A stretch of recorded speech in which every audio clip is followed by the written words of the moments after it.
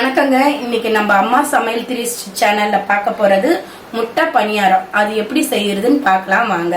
நான் பணியார மாவு அரைச்சி எடுத்து வச்சிருக்கேன். நான் போன வீடியோவில் உங்களுக்கு காமிச்சேன் எப்படி பணியாரம் செய்யணும்னுட்டு. அரிசி மாவு எடுத்து அந்த அளவுக்கு நீங்கள் எடுத்துக்கோங்க.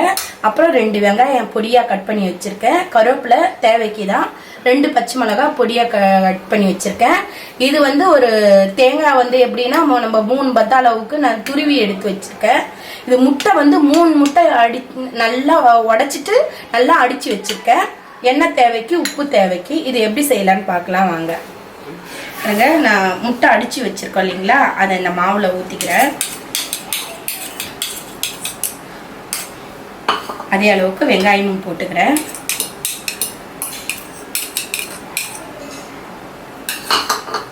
கருவேப்பிலை, பச்சை மிளகாய், தேங்காய் பூ, இது எல்லாம் சேர்த்ததுக்கு தேவையான உப்பு போட்டுக்கிறேன். ஆல்ரெடி மாவில் உப்பு இருக்குது.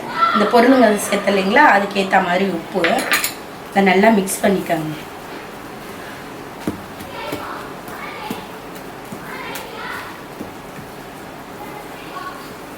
நிறைய பேர் நினைப்பாங்க முட்டை பணியாரம்னு வெறும் முட்டை, வெங்காயம், இந்த பச்சை மிளகாய் எல்லாத்தையும் சேர்த்து போயிட்டு குழிப்பலகார சட்டியில் ஊற்றிடுவாங்க. அதை போய் முட்டை பணியாரம்னு சொல்லுவாங்க. அது முட்டை ஆம்லேட்டு, பணியாரம் கிடையாது. இப்படி தான் இருக்கணும் முட்டை பணியாரம். நம்ம அரிசி மாவோடு சேர்த்தா மட்டும்தான் அது முட்டை பணியாரம். நான் அடுப்பை ஆல்ரெடி ஆனில் தான் வச்சுருக்கேன். இப்பயே நம்ம ஊற்றலாம்.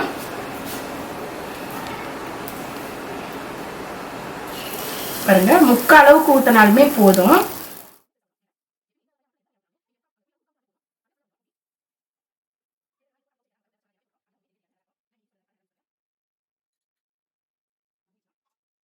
இப்போ நம்ம இதை மாற்றிடலாம், திருப்பி விடலாம். பாருங்க எப்படி வந்திருக்குன்னு. அதை பின்னாடி பார்க்க நீங்கள் பார்க்கறதுக்கே நம்ம முட்டை ஆம்லேட்டை திருப்பி போட்டால் எப்படி இருக்கும் அந்த கலர் வந்திருக்கு பார்த்தீங்களா. எதுவுமே கொஞ்சம் மிதமான தீயில வச்சு நீங்கள் சமைச்சிங்கன்னா எல்லாமே நல்லா வரும். நம்ம கஷ்டப்பட்டு இவ்வளோத்தரம் ரெடி பண்ணுறதுக்கு நம்மளுக்கு வேகமாக வேணும். நீங்கள் ரொம்ப ஹை தீயில வச்சிங்கன்னா கருகி தான் போகும். சிம்மில் வச்சு செய்தாலுமே நல்லா இருக்கும். பாருங்க, நான் சிம்மிலே தான் வச்சுருக்கேன். சிம்மில் வச்சு மூடி வச்சுருக்கேன். அவ்வளோதான். வேகட்டாங்க ரெடி ஆயிடுச்சு. நல்லா வாசனை வருது. நம்ம எடுத்துடலாம்.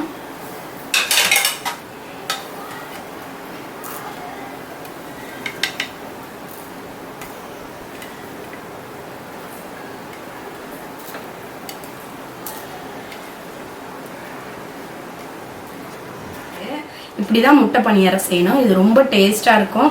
இதுக்கு நம்ம கார சட்னியும் வச்சுன்னு சாப்பிட்டா நல்லா இருக்கும். இது கூட நான் இனிப்பு பணியாரம் எப்படி செய்யறதுன்னு சொல்றேன். இது இருக்கட்டும், நம்ம இனிப்பு பணியாரம் எப்படி செய்யறதுன்னு சொல்றேன். பாருங்க, நான் நாட்டு சக்கரை எடுத்துருக்கேன். நாட்டு சக்கரை எடுத்து தான் இன்னைக்கு இனிப்பு பணியாரம் பண்ண போறேன். பாருங்க, இந்த பவுல் அளவுக்கு நாட்டு சக்கரை எடுத்துருக்கேன். தேங்காய் பூவு,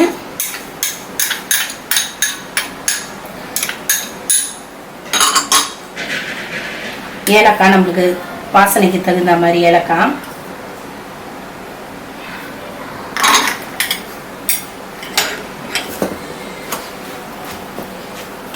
நம்ம இனிப்பு பண்றப்ப மட்டும் மாவு கொஞ்சம் கட்டியா இருந்தா நல்லா இருக்கும். ஏன்னா நம்மளுக்கு இந்த வெல்லம், நாட்டு சக்கரை இதெல்லாம் உருக மாவு ரொம்ப தண்ணி ஆயிடும். மற்றபடி வேற எதுக்காவது கொஞ்சம் தீ தாசி ஆயிடலாம். நம்ம இனிப்பு பண்றப்ப கொஞ்சம் பார்த்து ஜாக்கிரதையாவே பண்ணணும். ஏன்னா இனிப்புன்றதுனால சீக்கிரமா கருக ஆரம்பிக்கும்.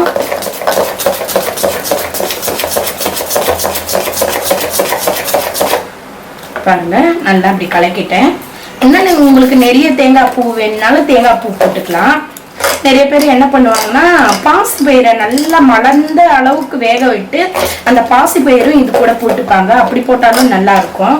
அதை நான் உங்களுக்கு வேற ஒரு டைம்ல சொல்றேன். நான் இன்னைக்கு இது இப்ப நம்ம ஊத்திடலாம். அளவுக்கு தான் ஊத்துறேன்.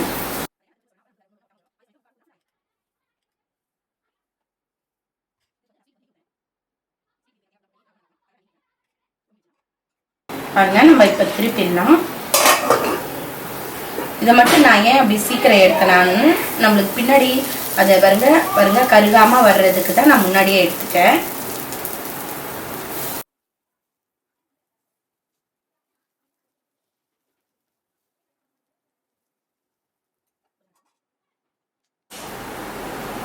பாருங்க ரெடி ஆயிடுச்சு. நம்ம எடுத்துடலாம்.